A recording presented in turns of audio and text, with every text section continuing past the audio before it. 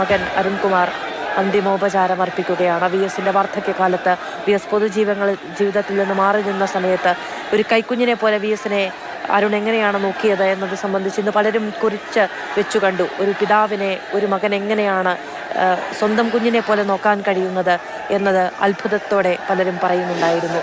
ആ നിലയ്ക്ക് ആ മനുഷ്യന്റെ മഹാദുഃഖത്തിനൊപ്പം നിൽക്കുകയാണ് കേരളം.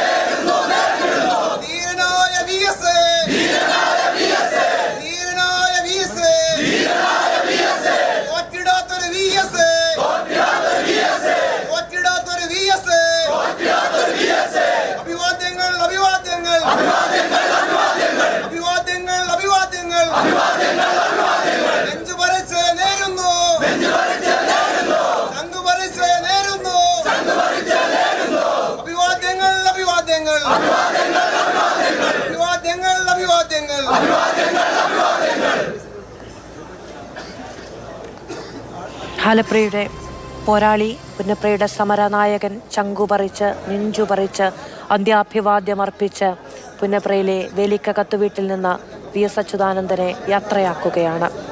പാർട്ടി സഖാക്കളുടെ ഹൃദയം നിറഞ്ഞുള്ള മുദ്രാവാക്യം വിളികളുടെ അകമ്പടിയോടുകൂടി തന്റെ അവസാന നിമിഷങ്ങൾ വി എസ് അവിടെയും പിന്നിട്ടു കഴിഞ്ഞിരിക്കുന്നു.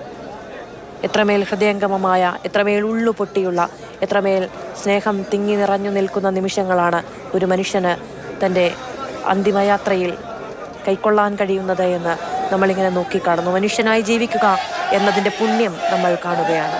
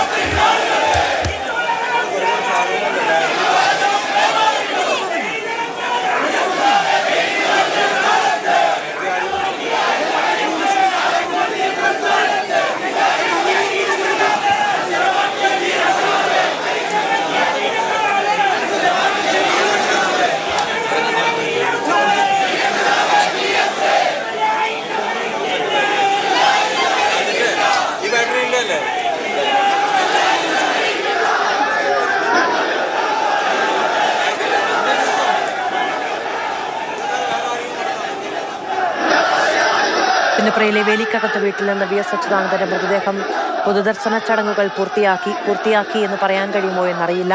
സമയക്രമം പാലിക്കാനുള്ള പെടാപ്പാടിനൊടുവിൽ വീണ്ടും വിലാപയാത്രയ്ക്കായി കൊണ്ടുപോകുന്ന വാഹനത്തിലേക്ക് കയറ്റുകയാണ്. ഇവിടെ നിന്ന് നേരെ DC ഓഫീസിലേക്കാണ് കൊണ്ടുപോവുക. അവിടെയും പൊതുദർശനത്തിനുള്ള സൗകര്യങ്ങൾ ക്രമീകരിച്ചിട്ടുണ്ട്.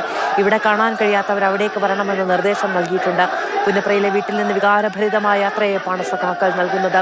ചങ്കുപറിച്ച് ഞങ്ങൾ നേരുന്നു, നെഞ്ചുപറിച്ച് ഞങ്ങൾ നേരുന്നു, അന്ത്യാഭിവാദ്യങ്ങൾ നേരുന്നു. പുന്നപ്രയുടെ വീരകുമാരന്, വയലാറിൻ്റെ പൊന്മകന് മണിമുത്തിന് ഞങ്ങൾ അന്ത്യാഭിവാദ്യം നൽകുന്നു എന്ന് മുദ്രാവാക്യങ്ങൾ മുഴങ്ങുന്ന അന്തരീക്ഷം നമ്മൾ കണ്ടതാണ്. എത്രമേൽ ഹൃദയഭേദകമായിട്ടാണ് ഓരോ സഖാവും VS വിട ചൊല്ലുന്നത് എന്ന് നമ്മൾ കാണുകയാണ്.